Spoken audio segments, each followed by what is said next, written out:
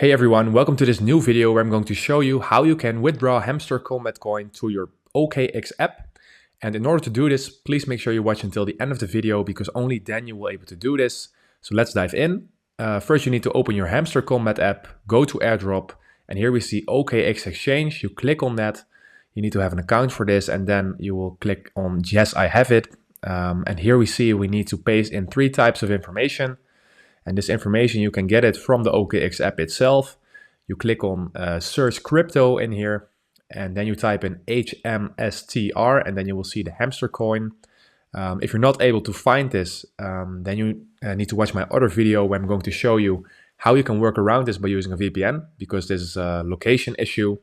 But assuming you have it, just like the most people will, you just fill in your details like I'm doing right now.